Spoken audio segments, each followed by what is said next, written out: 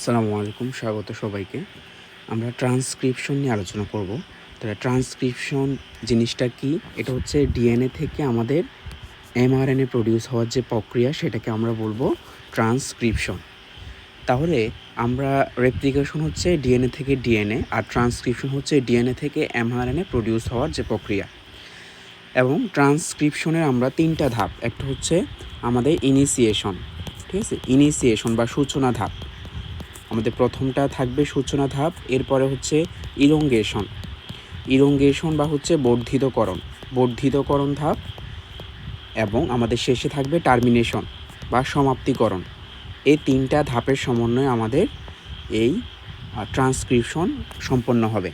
তাহলে আমরা যদি শুরু করি যে আমাদের এই যে ট্রান্সক্রিপশনের আমরা প্রথমে বলছি সূচনা ধাপ। আমরা প্রথমেই সূচনা ধাপে বলে রাখবো যে আমাদের ট্রান্সক্রিপশনের প্রধান এনজাইম কিন্তু আরএনএ পলিমারেজ। তাহলে আমরা রেপ্লিকেশনে বলেছিলাম রেপ্লিকেশনের প্রধান এনজাইম হচ্ছে ডিএনএ পলিমারেজ, আর ট্রান্সক্রিপশনের প্রধান এনজাইম হচ্ছে আরএনএ পলিমারেজ। এই জিনিসটা আমাদেরকে প্রথমেই জেনে রাখতে হবে। এখন আমরা ডিএনএ থেকে যাব এমআরএনএতে। তাহলে ডিএনএ অণুর যে আমাদের স্ট্র্যান্ড, ঠিক আছে, আমাদের ডিএনএ অণুর স্ট্র্যান্ডের প্রথম অংশে আমরা কি করব? আমাদের যে প্রোমোটার আছে, ঠিক আছে, এই প্রোমোটারে আমরা আরএনএ পলিমারেজ যুক্ত করব। তাহলে আমাদের ডিএনএ স্ট্র্যান্ডের জিনের প্রথমাংশে যে প্রোমোটার, সেই প্রোমোটারে আমরা আরএনএ পলিমারেজ যুক্ত করব। প্রক্রিয়াগুলো যদি বুঝো, অনেকগুলো কোশ্চেন এখানে সলভ হয়ে যাবে, এমসিকিউ, সিকিউ, অনুধাবন, ঠিক আছে। তাহলে প্রক্রিয়াটা আমাদের ভিজুয়ালাইজেশন আনতে হবে। প্রথমেই বলতেছি ডিএনএ স্ট্র্যান্ডের যে জিনের প্রথম অংশে যে প্রোমোটার, সেই প্রোমোটারের আমরা প্রথমে আরএনএ পলিমারেজ যুক্ত করব। তাহলে আরএনএ পলিমারেজ যুক্ত করার কারণে আমাদের ডিএনএর যে ডাবল হেলিক্স, সেটা কি হয়ে যাবে? ডাবল হেলিক্সের প্যাচ খুলে যাবে। তাহলে আরএনএ পলিমারেজ যুক্ত করার কারণে ডিএনএ ডাবল হেলিক্সের প্যাচ খুলে যাবে। এটা হচ্ছে আমাদের প্রথম কথা। এবং আমরা এখানে খুবই গুরুত্বপূর্ণ একটা কথা, আমরা কিন্তু যে প্রাইমার, আমরা হচ্ছে রেপ্লিকেশনে নির্দিষ্ট প্রাইমার লাগে, বাহক লাগে আমাদের আরএনএ প্রাইমারকে যুক্ত করতে, ঠিক আছে। কিন্তু এখানে কোনো প্রাইমার লাগবে না। তাহলে এখানে গুরুত্বপূর্ণ একটা কথা, ট্রান্সক্রিপশনে আমাদের কোনো প্রাইমার লাগে না। ট্রান্সক্রিপশনে কোনো প্রাইমার আমাদের লাগবে না, এমসিকিউতে আসতে পারে। তাহলে আমাদের এটা গেল সূচনা। এখন কি হবে? চেইনটা বর্ধিত হবে। কি প্রডিউস করতে যাচ্ছি? এমআরএনএ। তাহলে আমাদের এই যে আরএনএ পলিমারেজটা যুক্ত হইল, সেটা আমাদের এই মাতৃ যে ডিএনএ, সেই ডিএনএর কমপ্লিমেন্টারি নিউক্লিওটাইড, ঠিক আছে, সেই ডিএনএর কমপ্লিমেন্টারি বিপরীত যে নিউক্লিওটাইড আছে, কমপ্লিমেন্টারি নিউক্লিওটাইড গঠন করবে। কমপ্লিমেন্টারি নিউক্লিওটাইড একটার পর একটা কি হবে? যুক্ত হবে, এবং যুক্ত হয়ে সেটা বর্ধিত হবে কোনমুখী? আমাদের 5' টু 3' মুখী। এবং আমাদের মাতৃ যে ডিএনএ, সেটা 3' টু 5' মুখী। এটা বোঝার জন্য আমরা কি করব? আমাদের অবশ্যই ছবি দেখতে হবে, ঠিক আছে, ছবি দেখতে হবে। তাহলে দেখো, এই যে আমাদের এটা কিন্তু আমাদের এই যে টেমপ্লেট বা ছাঁচ, যে ডিএনএ থেকে আমরা প্রডিউস করতেছি এমআরএনএ। তো সেটার এই যে টি হচ্ছে থাইমিনের সাথে আমরা অলওয়েজ বলেছিলাম এ ডাবল বন্ড টি হয়। তাহলে টি এর সাথে বাইন্ড হবে এ। এছাড়া আমরা বলছি কমপ্লিমেন্টারি মানেই তো হচ্ছে বিপরীত। কমপ্লিমেন্টারি কথাটা উল্লেখ করছি একটু আগে। তাহলে এই যে টি এর অ্যাগেনস্টে এ আসবে, গুয়ানিনের অ্যাগেনস্টে সাইটোসিন আসবে, সাইটোসিনের অ্যাগেনস্টে গুয়ানিন, এভাবে চলতে থাকবে।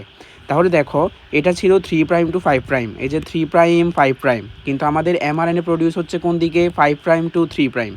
এটা আমাদেরকে মনে রাখতে হবে, ঠিক আছে। তাহলে আমরা এই যে আমরা এখন বললাম যে কমপ্লিমেন্টারি নিউক্লিওটাইড প্রডিউস হবে 5' টু 3' অভিমুখী, আমাদের যে এমআরএনএ সেটা প্রডিউস হবে। তাহলে এটা হচ্ছে ইলংগেশন হইতে থাকবে। তাহলে ইলংগেশন হওয়ার পর কোথায় গিয়ে টার্মিনেট হবে? যখনই আমাদের সমাপ্তি কোডন পাবে। যখনই সমাপ্তি কোডন পাবে, আমাদের যে ডিএনএ যে স্ট্র্যান্ডটা, সেটা যখনই সমাপ্তি কোডন পাবে, তখনই আমাদের সেটা টার্মিনেশন হবে। এখন টার্মিনেশন হওয়ার পরে আমাদের এখানে চূড়ান্ত যে এমআরএনএ, সেটা প্রডিউসের জন্য কয়েকটা কাজ আছে, পরিমার্জনের কয়েকটা কাজ আছে, ঠিক আছে। সেই পরিমার্জনে আমরা স্প্লাইসিং পাবো, তাহলে স্প্লাইসিং জিনিসটা কি? আমাদের এখানে এই যে আমরা mRNA-র যে ছাঁচটা তৈরি করলাম সেটাতে কিছু কোডিং অঞ্চল থাকবে, কিছু নন কোডিং অঞ্চল থাকবে। এবং খুবই ইম্পর্টেন্ট, এখানে কোডিং অঞ্চলগুলোকে আমরা বলবো এক্সনস এবং নন কোডিং অঞ্চলগুলোকে বলা হয় ইন্ট্রনস। তাহলে এই যে আমরা যদি এখানে এই যে অঙ্কন করি, তাহলে এই যে আমরা ধরলাম এটা হচ্ছে আমাদের কি কোডিং, এটা নন কোডিং, কোডিং নন কোডিং, এভাবে আগাবে। তাহলে এই যে কোডিং যে অঞ্চলগুলো সেগুলো এক্সন, নন কোডিং হচ্ছে ইন্ট্রনস। আমরা এই যে স্প্লাইসিং হচ্ছে ইন্ট্রনসগুলোকে বাদ দিয়ে এক্সনসগুলো জোড়া লাগবে। তাহলে এখানে কি হবে, এখানে আমাদের এই ইন্ট্রনসটা বাদ যাবে, এই ইন্ট্রনসটা বাদ যাবে, গিয়ে কি হবে, এই যে কোডিং অঞ্চলগুলো একসাথে হবে। তাহলে আমরা স্প্লাইসিং জিনিসটা কি? স্প্লাইসিং হচ্ছে আমাদের নন কোডিং, মানে হচ্ছে আমাদের ইন্ট্রনস অংশগুলোকে কি করা, কেটে বাদ দেওয়া, ইন্ট্রনস অংশগুলো কেটে বাদ দেওয়া।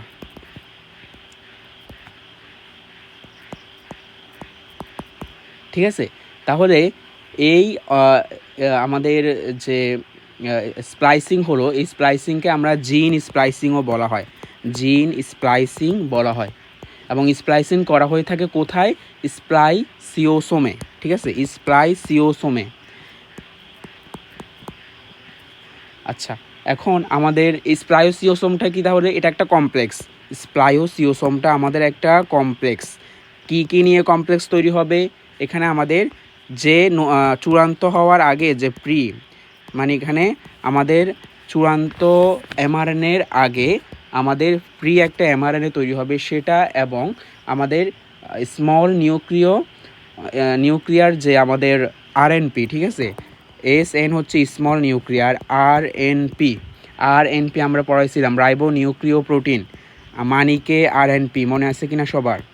RNP কোন 3টা অঙ্গাণুতে পাওয়া যাবে? মাইটোকন্ড্রিয়া, তারপর হচ্ছে আমাদের কি ক্লোরোপ্লাস্ট এবং হচ্ছে নিউক্লিয়াস, তাই না? এই 3টাতে পাওয়া যাবে। আচ্ছা, যাই হোক, তাহলে স্প্লাইসিং শেষে আমরা কি পাবো? চূড়ান্ত mRNA পাবো। আমরা বোঝার সুবিধার্থে আমরা একটা ভিডিও অ্যাড করব। Proteins are contained in our DNA. DNA contains genes. A gene is a continuous string of nucleotides containing a region that codes for an RNA molecule. This region begins with a promoter and ends in a terminator. Genes also contain regulatory sequences that can be found near the promoter or at a more distant location. The motor region of the gene functions as a recognition site for RNA polymerase to bind. This is where the majority of gene expression is controlled, by either permitting or blocking access to this site by the RNA polymerase. Binding causes the DNA double helix to unwind and open. Then during elongation, the RNA polymerase slides along the template DNA strand. As the complementary bases pair up, the RNA polymerase links nucleotides to the 3' end of the growing RNA molecule. Once the RNA polymerase reaches the terminator portion of the gene, the messenger RNA transcript is complete, and the RNA polymerase, the DNA strand, and the messenger RNA transcript dissociate from each other. The strand of messenger RNA that is made during transcription includes regions called exons that code for a protein, and non-coding sections called introns.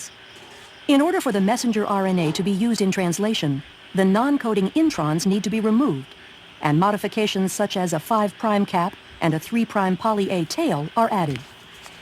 This process is called intron splicing and is performed by a complex made up of proteins and RNA called a spliciosome.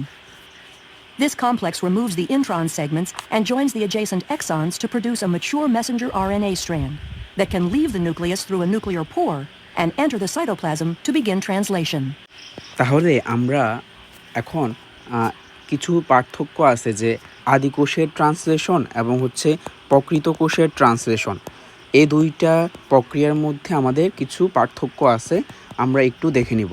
আমরা শুরুতেই যেটা দেখব সেটা হচ্ছে আমাদের আদি কোষে যে ট্রান্সক্রিপশন ঘটবে সেটা হচ্ছে আমাদের সমগ্র কোষেই ঘটতে পারে, ঠিক আছে, কোষের যে কোনো জায়গা বা সমগ্র কোষেই ঘটতে পারে, কিন্তু প্রকৃত কোষের ট্রান্সক্রিপশন একমাত্র নিউক্লিয়াসে হবে। কোথায় হবে? নিউক্লিয়াসে হবে। তাহলে এই জিনিসটা আমাদের জানতে হবে। এরপরে আমরা জানি হচ্ছে আরএনএ পলিমারেজ বলা হয় না আগে, আমরা আরএনএ পলিমারেজ কিন্তু 3 ধরনের। আরএনএ পলিমারেজ হচ্ছে এনজাইমটা 3 ধরনের।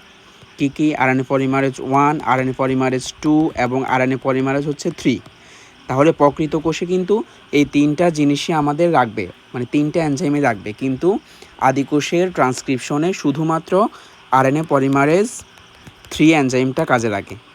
আরএনএ পলিমারেজ 3 এনজাইমটা কাজে লাগে। তাহলে এমসিকিউর জন্য এগুলো খুব ইম্পর্টেন্ট আমাদের ইনফরমেশান। এছাড়া আমরা প্রথম ক্লাসে পড়েছিলাম, মনে আছে কি, যে আমরা আদিকোষ এবং প্রকৃত কোষ, কোন কোষে আমরা বলেছিলাম ইন্ট্রন্স থাকে না, বা কোন কোষে বলেছিলাম ইন্ট্রন্স থাকে। আমরা কিন্তু মনে করলেই বুঝতে পারবা, প্রকৃত কোষে বলেছিলাম ইন্ট্রন্স থাকে, আর আমাদের আদিকোষে ইন্ট্রন্স থাকবে না। তাহলে আমাদের আদিকোষের ট্রান্সক্রিপশনে ইন্ট্রন্স মানে নন কোডিং অঞ্চলই থাকবে না, ডিরেক্ট কি কোডিং অঞ্চল হবে। ইন্ট্রন্স এখানে থাকে না, এখানে দুইটাই থাকে, ইন্ট্রন্স থাকে এবং এক্সনসও থাকে, আমরা একটু আগেই দেখেছিলাম, ঠিক আছে। এবং আমাদের এখানে কোনো এই যে প্রি এমআরএনএ, চূড়ান্ত এমআরএনএ আগে কোনো অস্থায়ী এমআরএনএ তৈরি হবে না, কিন্তু এখানে আমাদের তৈরি হবে, এবং সেটা স্প্লাইসিংয়ের মাধ্যমে, ঠিক আছে। স্প্লাইসিংয়ের মাধ্যমে আমরা চূড়ান্ত এমআরএনএ পাচ্ছি। এগুলো হচ্ছে সূক্ষ্ম পার্থক্য, আমরা পড়ে নিব। এখন খুব ইম্পর্ট্যান্ট আরেকটা টপিক হচ্ছে রিভার্স ট্রান্সক্রিপশন। রিভার্স মানেই তো হচ্ছে বিপরীত, তাহলে ট্রান্সক্রিপশন জিনিসটা হচ্ছে ডিএনএ থেকে এমআরএনএতে, কিন্তু যখনই আমরা রিভার্স বলতেছি সেটা হচ্ছে আমাদের এমআরএনএ থেকে কি প্রডিউস হতে হবে, আমাদের ডিএনএ প্রডিউস হতে হবে, তখনই আমরা জিনিসটাকে বলবো রিভার্স ট্রান্সক্রিপশন। এই রিভার্স ট্রান্সক্রিপশন প্রক্রিয়াটা কোন এনজাইম ঘটাবে, খুব ইম্পর্ট্যান্ট, এমসিকিউতে আসে, রিভার্স নামের সাথে মিল থাকবে, রিভার্স ট্রান্সক্রিপ্টেজ, ঠিক আছে, রিভার্স ট্রান্সক্রিপ্টেজ। এই এনজাইমটা আমাদের রিভার্স ট্রান্সক্রিপশন ঘটাবে। তাহলে যেসব ভাইরাস, আমরা অণুজীবের অধ্যায় ভাইরাস নিয়ে বিস্তারিত পড়ব, আমরা এখানে জাস্ট একটা ইনফরমেশান, যেসব ভাইরাস এই রিভার্স ট্রান্সক্রিপ্টেজ এনজাইমটা ব্যবহার করে তাদেরকে আমরা বলবো রিট্রোভাইরাস, ঠিক আছে, তাদেরকে আমরা বলবো হচ্ছে রিট্রোভাইরাস। তাহলে যেসব আমাদের ভাইরাস এই এনজাইমটা ব্যবহার করবে তাদেরকে বলবো রিট্রোভাইরাস। আচ্ছা, খুব ইম্পর্টেন্ট আরেকটা এমসিকিউ হচ্ছে, আমাদের প্রায় সময় আসে যে রিভার্স ট্রান্সক্রিপশন প্রক্রিয়াটা কোথায় হয়। এইচআইভি, আমাদের যে এইডসের যে ভাইরাস, সেটা হচ্ছে আমাদের এইচআইভি, এই এইচআইভিতে আমাদের রিভার্স ট্রান্সক্রিপশন প্রক্রিয়াটা হয়। এই কয়েকটা ইনফরমেশন আমাদেরকে মনে রাখতে হবে। তাহলে আমরা কিন্তু এই যে করোনা ভাইরাসের সময় আমরা এই যে আরএনএকে রিভার্স ট্রান্সক্রিপশনের মাধ্যমে কিন্তু ডিএনএ তৈরি করছে, এবং তার মাধ্যমে আমাদের রোগ শনাক্তকরণ হয়েছে, অর্থাৎ এই প্রক্রিয়াটা পিসিআর জিনিসটা কি, পলিমারেজ চেইন রিঅ্যাকশন। এই প্রক্রিয়ার মাধ্যমে করোনা ভাইরাস শনাক্ত করা হয়, ঠিক আছে। অণুজীব অধ্যায় এটা ডিটেলস আছে, জাস্ট এখানে আমরা টপিকের সাথে সামঞ্জস্য এজন্য বলে ফেলছি। এখন আমাদের ইস্টেরিচিয়া কোলাই, ইকোলাই আমাদের যে ব্যাকটেরিয়াটা, এটা খুবই একটা ইম্পর্ট্যান্ট ব্যাকটেরিয়া। এই ব্যাকটেরিয়ার একটা জিন, ঠিক আছে, এই ইকোলাই ব্যাকটেরিয়ার একটা জিন থেকে আমাদের 1000টা নিউক্লিওটাইড, ঠিক আছে, 1000টা নিউক্লিওটাইড বিশিষ্ট এমআরএনএ, 1000টা নিউক্লিওটাইড বিশিষ্ট এমআরএনএ উৎপন্ন হইতে বা ট্রান্সক্রিপশন করতে আমাদের মাত্র লাগবে 1 সেকেন্ড, ঠিক আছে। এই ইনফরমেশানটা আমরা একটু জেনে নিব। তাহলে আমরা এতটুকুই ছিল ট্রান্সক্রিপশন। আমরা এখন যাব হচ্ছে ট্রান্সলেশনে। তাহলে ট্রান্সলেশন জিনিসটা হচ্ছে আমাদের এমআরএনএ থেকে প্রডিউস হবে আমাদের প্রোটিন। তাহলে এমআরএনএ থেকে প্রোটিন তৈরি হওয়ার প্রক্রিয়াকে আমরা বলবো ট্রান্সলেশন। তাহলে ট্রান্সলেশনেরও 3টা, আমরা ওইখানে যেরকম ছিল ইনিশিয়েশন, ইলংগেশন, টার্মিনেশন, এখানেও 3টা ধাপ, আমাদের এই 3 ধাপে আমাদের ট্রান্সলেশন প্রক্রিয়াটা হবে। তাহলে আমাদের এখানে এমআরএনএ থেকে তৈরি হচ্ছে প্রোটিন, আমরা প্রথমেই এই বেসিকটা খেয়াল রাখতে হবে। এখন আমাদের সূচনা পর্যায়ে আমাদের জিনিসটা কি হবে, এখানে যে এটা রাখবে ইনিশিয়েশন, মানে সূচনা পর্বে আমাদের একটা মেইন কথা হচ্ছে ইনিশিয়েটর টিআরএনএ লাগবে, ইনিশিয়েটর টিআরএনএ আসবে, ঠিক আছে। ইনিশিয়েটর টিআরএনএ আমাদের, এছাড়া আমাদের আরেকটা অ্যামিনো অ্যাসিড আসবে এখানে, সেটা হচ্ছে ম্যাথিওনিন, ঠিক আছে, ম্যাথিওনিন। আচ্ছা, আমরা যদি এখানে একটা ছবি দেখার চেষ্টা করি তাহলে আমরা জিনিসটা ক্লিয়ার হয়ে যাব। আমরা এই যে ট্রান্সলেশন প্রক্রিয়াটা আমরা হচ্ছে বলেছি কি ইনিশিয়েটর টিআরএনএ কোথায় আসবে? আমাদের এই যে ইনিশিয়েশন কোডন AUG, এটা হচ্ছে আমাদের ইনিশিয়েশন কোডন। এই কোডনে আসবে আমাদেরকে টিআরএনএ মেথিওনিন।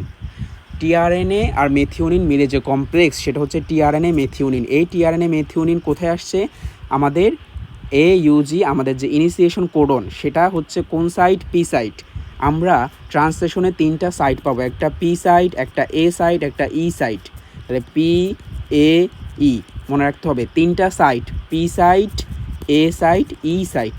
তাহলে পি সাইটে কে আসছে? টিআরএনএ মেথিওনিন যে কমপ্লেক্স, সেটা আসছে। আমাদের খেয়াল রাখতে হবে আমরা 5' থেকে 3'এর দিকে যাব। এখন আমাদের এই কমপ্লেক্সটা আমাদের কোথায় আসবে? পি সাইটে আসবে এবং সেটা 5' থেকে 3'এর দিকে চলতে থাকবে। কতক্ষণ চলতে থাকবে? যতক্ষণ না আমাদের এই স্টার্ট কোডনটা পেয়ে যায়, মানে এই AUG পেয়ে গেছে, মানে এখানে থেমে যাবে। এখন আমরা এই যে টিআরএনএ মেথিওনিন, সেটা হচ্ছে আমাদের পি সাইটে আসছে এবং এ সাইটে আসবে টিআরএনএ A1। ঠিক আছে, A1 দ্বারা আমরা অ্যামিনো অ্যাসিড বোঝাচ্ছি, C1 C2 C দিয়ে code 1 number codon, 2 number codon, 3 number codon. ঠিক আছে, A1 দিয়ে 1 নাম্বার অ্যামিনো অ্যাসিড, এভাবে বোঝাচ্ছি। তাহলে টিআরএনএ A1 আসছে। এখন এই যে টিআরএনএ মেথিওনিন কমপ্লেক্স থেকে আমাদের মেথিওনিনটা সরে যাবে, সরে পরেরটাতে এ সাইটে চলে আসবে। এই যে মেথিওনিন চলে আসছে এই কমপ্লেক্সে, তাহলে এখানে তৈরি হয়েছে টিআরএনএ মেথিওনিন A1 এবং পুরোপুরি টিআরএনএটা পি সাইট থেকে চলে গেছে। ঠিক আছে, তাহলে এভাবে কিন্তু চলতে থাকবে, এভাবে আমাদের চলতে থাকবে। এখন আমাদের প্রথমে পি সাইটে আসবে, পি সাইট থেকে কোথায় যাবে? এ সাইটে, এবং এ সাইট থেকে ই মানে এক্সিট হবে। তাহলে আমাদের এই যে টিআরএনএ যখন পি সাইটে যাবে, পি সাইট থেকে যাবে ই সাইটে, তো কতক্ষণ পর্যন্ত ই সাইটে সেটা চলমান থাকবে? যতক্ষণ পর্যন্ত না আমাদের স্টপ কোডন পাওয়া যায়। আমাদের স্টপ কোডন যতক্ষণ পর্যন্ত না পাওয়া যাবে, ততক্ষণ আমাদের এ থেকে যাবে পিতে, পি থেকে যাবে ই সাইটে। ঠিক আছে, তাহলে আমরা মনে রাখবো এই যে ই সাইটে কখনো কোনো অ্যামিনো অ্যাসিড স্থায়ী হয় না। তার মানে ই সাইটে আসা মাত্রই সেটা কি হবে? এক্সিট হবে। এবং আমাদের যে সমাপ্তিকরণ বা টার্মিনেশনে কখন টার্মিনেশন ঘটবে? যখন আমরা স্টপ কোডন পেয়ে যাব। স্টপ কোডন 3টা, UAA, UAG এবং UGA। এই 3টা হচ্ছে আমাদের স্টপ কোডন। এবং প্রথমে আমরা দেখেছি আমাদের ইনিশিয়েশন কোডন, শুরুর যে কোডন, স্টার্ট কোডন হচ্ছে AUG, আর স্টপ কোডন হচ্ছে আমাদের 3টা, UAA, UAG, UGA। এমসিকিউ কিন্তু আসে যে কোনটি স্টপ কোডন, কোনটি নয়। তাহলে এটা কিন্তু আমাদের টার্মিনেশন। তাহলে বোঝার সুবিধার্থে আমরা যদি একটা ভিডিও দেখাই। Translation is the synthesis of a protein from an mRNA template. This process involves several key molecules, including mRNA, the small and large subunits of the ribosome, tRNA, and finally, the release factor. The process is broken into 3 stages: initiation, elongation, and termination. Let's see the process in action. Eukaryotic mRNA, the substrate for translation, has a unique 3' end called the poly-A tail. mRNA also contains codons that will encode for specific amino acids. A methylated cap is found at the 5' end. Translation initiation begins when the small subunit of the ribosome attaches to the cap and moves to the translation initiation site. tRNA is another key molecule. It contains an anticodon that is complementary to the mRNA codon to which it binds. The first mRNA codon is typically AUG. Attached to the end of the tRNA is the corresponding amino acid. Methionine corresponds to the AUG codon. The large subunit of the ribosome now binds to create the peptidyl, or P site, and the aminoacyl, or A site. The first tRNA occupies the P site. The second tRNA enters the A site and is complementary to the second mRNA codon. The methionine is then transferred to the A site amino acid, the first tRNA exits, the ribosome moves along the mRNA, and the next tRNA enters.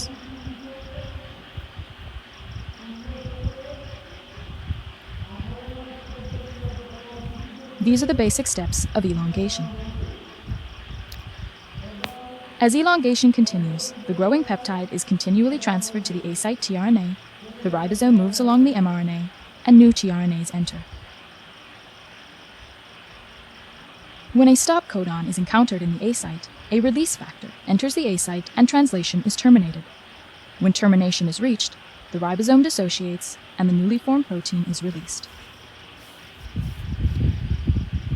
তাহলে আমরা এখন যদি খুব important একটা topic যদি পড়ি, যে আমরা ট্রান্সলেশন প্রক্রিয়াটা পড়ছি, এবং আমরা শুরুতেই বলা উচিত ছিল যে ট্রান্সলেশন প্রক্রিয়াটা কিন্তু আমাদের নিউক্লিয়াসে হবে না, আমরা বলেছিলাম ট্রান্সক্রিপশন নিউক্লিয়াসে হবে, আর ট্রান্সলেশন কিন্তু হবে কোথায়, আমাদের সাইটোপ্লাজমে। তাহলে ট্রান্সলেশন প্রক্রিয়াটা সংঘটিত হবে আমাদের সাইটোপ্লাজমে। এখন এই যে ট্রান্সলেশন প্রক্রিয়াটা বা প্রোটিন যে তৈরি হচ্ছে, প্রোটিন সংশ্লেষণ হচ্ছে, এটা কোন কোন মাধ্যমে, বা আমরা যে ওষুধ খাই বিভিন্ন রোগে অ্যান্টিবায়োটিক খাওয়ার আগে, সেই কোন কোন অ্যান্টিবায়োটিক আমাদের ট্রান্সলেশন প্রক্রিয়ার কোন কোন জিনিসকে বিঘ্ন ঘটাবে, কোন কোন জিনিসকে হইতে দিবে না, সেটা যদি আমরা একটু দেখি, তাহলে আমাদের প্রথমে যে অ্যান্টিবায়োটিকটা তার নাম হচ্ছে ক্লোরোমাইসিন। ঠিক আছে, এই ক্লোরোমাইসিন আমাদের ট্রান্সলেশনের কোন জিনিসটা ঘটাতে বিঘ্ন সৃষ্টি করবে, পেপটাইড বন্ধন। ঠিক আছে, পেপটাইড বন্ধন সৃষ্টিতে। তাহলে আমরা কিন্তু মনে রাখতে হবে যে প্রোটিন যে তৈরি হচ্ছে, প্রোটিনের মধ্যে পেপটাইড বন্ধনটা থাকবে। তাহলে এই পেপটাইড বন্ধনটা সৃষ্টিতে বাধা দিবে বা বিঘ্ন ঘটাবে কোন অ্যান্টিবায়োটিক, ক্লোরোমাইসিন। তাহলে এখানে কিন্তু আমরা বিঘ্ন সৃষ্টিকারী আমাদের এখানে যে কথাগুলো বলবো সেটা হচ্ছে বিঘ্ন সৃষ্টিকারী আমাদের পর্যায়। তাহলে ক্লোরোমাইসিন গেল। এখন হচ্ছে পরবর্তী যে অ্যান্টিবায়োটিক সেটা হচ্ছে ইরিথ্রোমাইসিন। ঠিক আছে, ইরিথ্রোমাইসিন আমাদের কি করবে, আমাদের এমআরএনএর চলনে আমাদের বাধা দিবে। তাহলে আমরা জানি আমরা এমআরএনএ থেকেই প্রোটিন তৈরি করব, তাহলে এটার চলনে বাধা দিচ্ছে কে, ইরিথ্রোমাইসিন। এবং আমাদের স্ট্রেপ্টোমাইসিন, যেটা স্ট্রেপ্টোমাইসিন, এই স্ট্রেপ্টোমাইসিন আমাদের কি করবে, আমাদের ট্রান্সলেশনের যে ইনিশিয়েশন বা সূচনা, ঠিক আছে, ট্রান্সলেশনের সূচনা লগ্নেই এটা বাধা দিবে।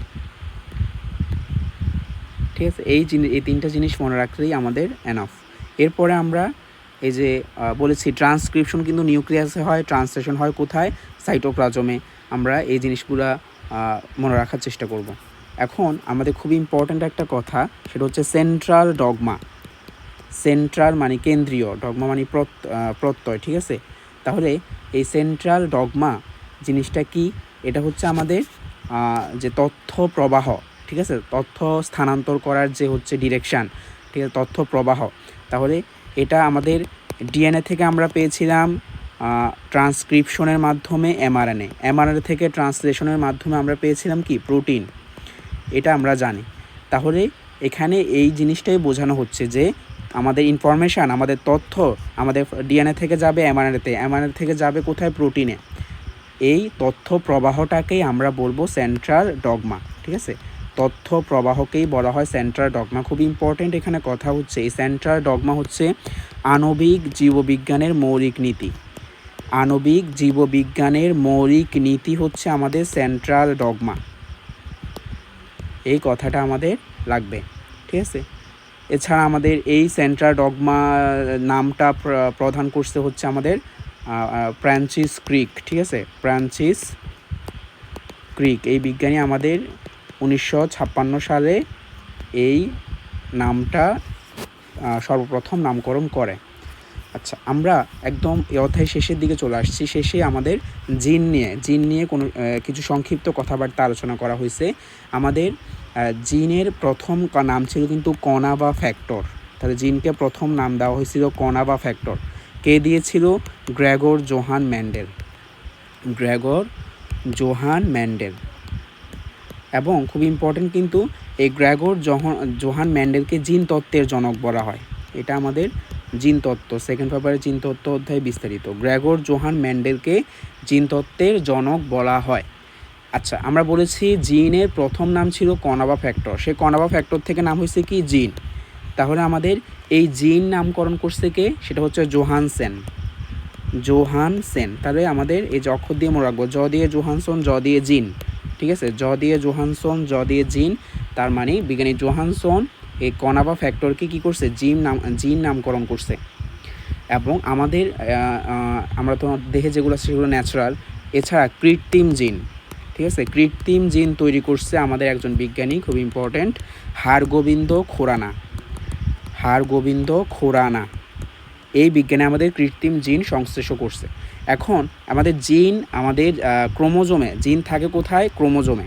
তাহলে প্রথম কথা হচ্ছে আমাদের ক্রোমোজোমে জিন থাকবে। এখন ক্রোমোজোমের যে জায়গায় জিন থাকবে সে জায়গাকে বলা হচ্ছে লোকাস।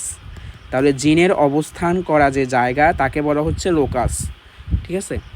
এখন আমাদের এই লোকাসে আমাদের কি থাকবে? জিন থাকবে। আমরা বলেছিলাম যে এই যে আমাদের mRNA থেকে কি হচ্ছে? প্রোটিন। এই প্রোটিনকে কিন্তু জীবনের ভাষা বলা হয়। তাহলে জীবনের ভাষা বা ল্যাঙ্গুয়েজ অফ লাইফ যদি এমসিকিউ আসে আমরা উত্তর দেব কি? প্রোটিন। আচ্ছা, এখন এই যে জিনের আধুনিক ধারণা কয়েকজন বিজ্ঞানী দিচ্ছে, নামগুলো আমাদের ইম্পর্টেন্ট না। আমাদের জিনের আধুনিক ধারণা অনুযায়ী জিনের অনেকগুলো একক আছে, ঠিক আছে। জিনের অনেকগুলো একক আছে। তাহলে প্রথম এককটা হচ্ছে আমাদের র্যাকন, নামের সাথে মিল থাকবে কিন্তু। র্যাকন হচ্ছে আমাদের জিন রিকম্বিনেশনের একক, জিন রিকম্বিনেশনের একক, ঠিক আছে, রিকম্বিনেশনের একক। এরপরে হচ্ছে আমাদের মিউটন। এই মিউটন হচ্ছে জিন মিউটেশনের একক। তাহলে মিউটেশন জিনিসটা কি? মিউটেশন হচ্ছে ডিএনএর স্থায়ী পরিবর্তন। ডিএনএর স্থায়ী পরিবর্তনকে আমরা বলবো হচ্ছে মিউটেশন। এই মিউটেশনের একক হচ্ছে আমাদের মিউটন। এছাড়া আমাদের রেপ্লিকন, ঠিক আছে, রেপ্লিকন হচ্ছে আমাদের রেপ্লিকেশনের একক, ঠিক আছে, জিন রেপ্লিকেশনের একক। তাহলে একটা হচ্ছে আমাদের কনফিউশন করা যাবে না, র্যাকন হচ্ছে রিকম্বিনেশনের একক আর রেপ্লিকন হচ্ছে রেপ্লিকেশনের একক। এছাড়া খুবই সবচেয়ে বেশি ইম্পর্টেন্ট যেটা সেটা হচ্ছে সিস্ট্রন। সিস্ট্রন নামের সাথে মিলে থাকবে না, এটা হচ্ছে জিন কার্যের একক, জিন কার্যের একক। অর্থাৎ আমাদের কোষীয় যে বস্তুগুলো আছে ওই বস্তুর কার্যকলাপ নিয়ন্ত্রণ করে যে একক সেটা হচ্ছে আমাদের সিস্ট্রন। তাহলে এখানে ওই যে আবার যে ব্যাকটেরিয়াটার নাম চলে আসবে ইকোলাই, ইস্টেরিসিয়া কোলাই ব্যাকটেরিয়ায় একটা সিস্ট্রনে আমাদের 1500টা নিউক্লিওটাইড যুগল থাকে। আমাদের ইকোলাই ব্যাকটেরিয়ার একটা সিস্ট্রনে 1500টা নিউক্লিওটাইড যুগল থাকে, জোড়া থাকে, ঠিক আছে। এই ইনফরমেশনটা লাগবে। তাহলে এককগুলো আমরা খুব ইম্পর্টেন্ট, ভালোভাবে মনে রাখবো। এখন আমাদের এই যে জিন নিয়ে, এটা তো গেল হচ্ছে একক। এখন জিন বিভিন্ন ধরনের জিন আছে। একটা হচ্ছে রিথার জিন। রিথার কথাটাই অর্থ হচ্ছে মারণ। তার মানে যে জিনের কারণে কোনো জীব মারা যাবে, ঠিক আছে, যে জিনের কারণে জীবের মৃত্যু হবে সেটাই হচ্ছে আমাদের রিথার জিন। অনকোজিন, ঠিক আছে, অনকোজিন, অনক কথাটার অর্থ হচ্ছে ক্যান্সার। তাহলে ক্যান্সার সৃষ্টিকারী, ঠিক আছে, ক্যান্সার সৃষ্টিকারী যে জিন সেটা হচ্ছে অনকোজিন। ক্যান্সার সৃষ্টিকারী জিন হচ্ছে আমাদের অনকোজিন। এই দুইটা কথা আমাদের ইম্পর্ট্যান্ট। এরপর হচ্ছে আমরা বলেছিলাম জিন গত ক্লাসগুলোতে যে জিনোম, অনেকগুলো জিনের সমষ্টিকে আমরা বলবো, মানে হচ্ছে একটা ক্রোমোজোমে সকল জিন, এই সকল জিনের সমষ্টি হচ্ছে আমাদের কি? জিনোম, ঠিক আছে। তাহলে এই জিনোম শব্দটা সর্বপ্রথম ব্যবহার করেন কে? বিজ্ঞানী উইঙ্কলার। এত ইম্পর্টেন্ট না, জেনে রাখতে পারো। তাহলে আমাদের জিনোম হচ্ছে আমাদের কিন্তু জীবনের মাস্টার ব্লুপ্রিন্ট, ঠিক আছে। আমরা ওই অন্য ক্লাসগুলোতে এটা কনফিউশন ক্লিয়ার করেছিলাম, তাহলে এখানে আর বলার দরকার নেই। আমাদের এখানে এক্স ক্রোমোজোমে সবচেয়ে বেশি জিন থাকে, বলা হচ্ছে মানুষের এক্স ক্রোমোজোমে 2968টি জিন থাকে, আর ওয়াই ক্রোমোজোমে 231টি জিন থাকে। তাহলে সবচেয়ে কম জিন থাকে ওয়াই ক্রোমোজোমে, সবচেয়ে বেশি জিন থাকে এক্স ক্রোমোজোমে, দুইটা ইনফরমেশন। এবং আমাদের জিনোমে 2 ভাগ জিন, আমাদের 100%-এর মধ্যে জিনের 2% আমাদের বৈশিষ্ট্য প্রকাশে অংশগ্রহণ করে, আর 98% আমাদের নিষ্ক্রিয় থাকে। এই নিষ্ক্রিয় ডিএনএকে আমরা বলবো জাঙ্ক ডিএনএ। নিষ্ক্রিয় ডিএনএকে আমরা বলবো জাঙ্ক ডিএনএ, ঠিক আছে। 98 ভাগ আমাদের জিন কি থাকে? নিষ্ক্রিয় থাকে, তাদেরকে আমরা বলবো জাঙ্ক ডিএনএ। এই জিনিসগুলো আমরা ছোটো ছোটো ইনফরমেশান আমরা মনে রাখবো। এরপরে আমাদের যেটা রাখবে সেটা হচ্ছে এই যে আমরা এক্সনস এবং ইন্ট্রনস বলেছিলাম, সেই এক্সনস এবং ইন্ট্রনসের আলোচনায় আমরা দেখব যে আমাদের অপেরন আসবে, ঠিক আছে। তাহলে আমাদের এখানে অপেরন মডেল আলোচনা আসবে।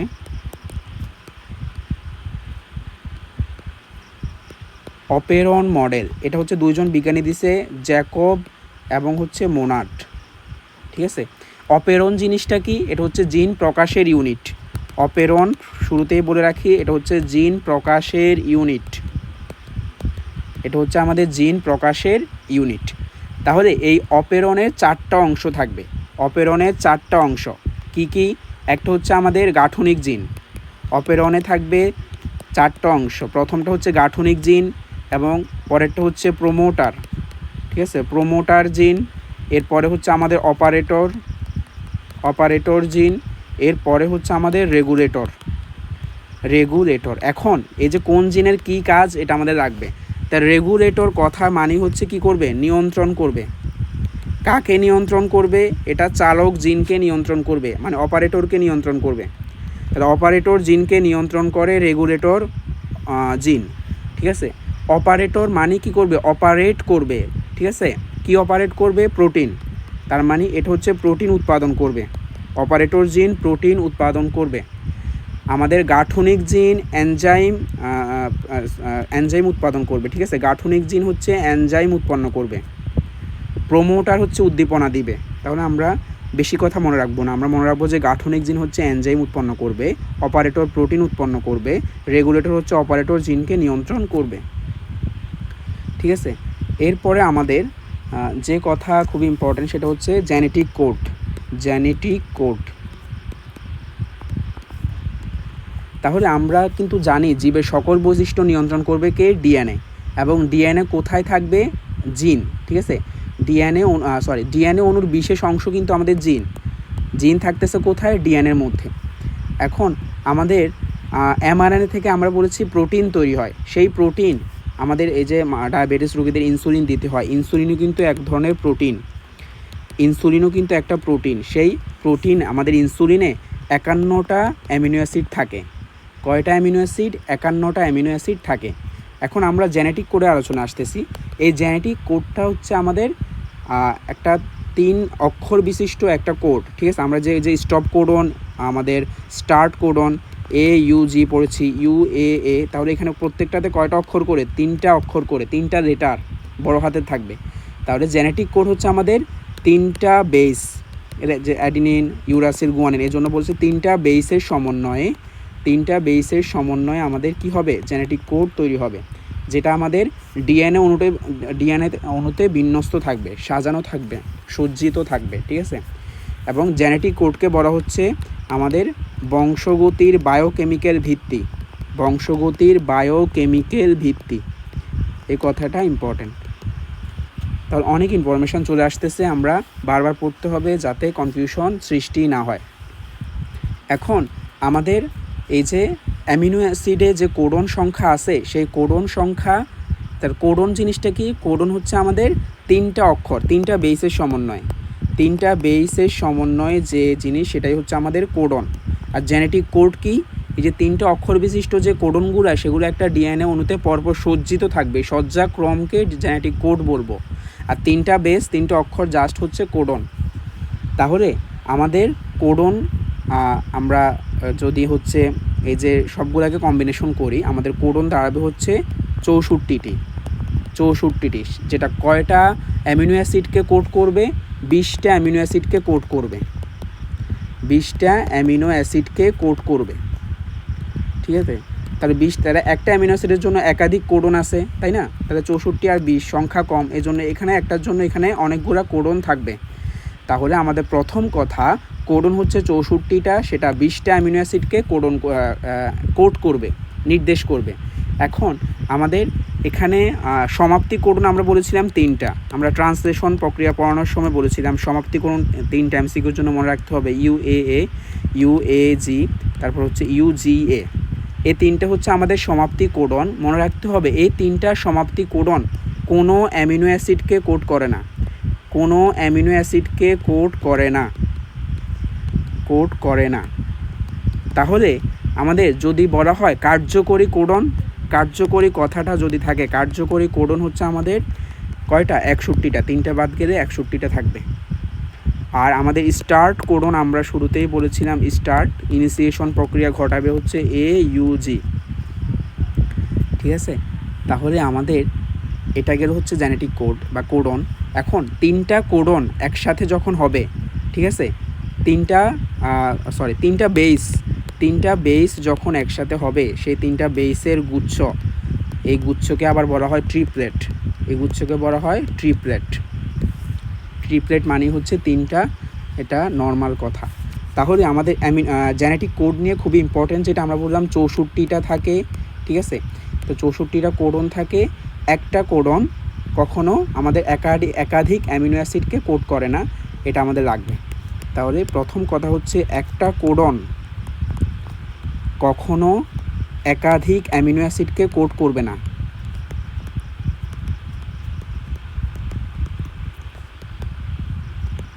এই কথাটা আমাদের জানতে হবে। আমরা একটু আগে বলছি যে আমাদের একটা অ্যামিনো অ্যাসিডের জন্য কি থাকবে, একটা অ্যামিনো অ্যাসিড মানে একাধিক কোডন একটা অ্যামিনো অ্যাসিডকে নির্দেশ করতে পারবে। তার মানে অনেকগুলো কোডন আমাদের একটা অ্যামিনো অ্যাসিডকে নির্দেশ করে, একটা অ্যামিনো অ্যাসিডকে কী করে, নির্দেশ করে। আর উপরের লাইন আমরা কি বলছি, একটা কোডন কখনো একাধিক অ্যামিনো অ্যাসিডকে কোড করতে পারবে না, ঠিক আছে। তাহলে এই দুইটা লাইন খুব ভালোভাবে খেয়াল করলেই বুঝতে পারবো। আমরা বলছি একটা অ্যামিনো অ্যাসিড একাধিক কোডন, ঠিক আছে। আবার একাধিক অ্যামিনো অ্যাসিডের জন্য কিন্তু একটা কোডন থাকবে না, আলাদা আলাদা কোডন থাকবে, এটা বোঝানো হয়েছে। এবং আমরা স্টার্ট কোডন এবং স্টপ কোডন সুনির্দিষ্ট আমরা বলে ফেলছি, আমরা এটা আর বলতে চাই না। আমাদের কোডনগুলার বৈশিষ্ট্য বলা হচ্ছে সার্বজনীন, ইউনিভার্সাল, অর্থাৎ বিশ্বের সকল প্রজাতির জন্য সমানভাবে এটা আমাদের প্রযোজ্য। সকল প্রজাতির জন্য আমাদের এই কোডনগুলা প্রযোজ্য, এটা হচ্ছে জেনেটিক কোড। তাহলে আমরা এ পর্যন্ত আমরা এই অধ্যায় শেষ করতে পারছি। সবাইকে ধন্যবাদ।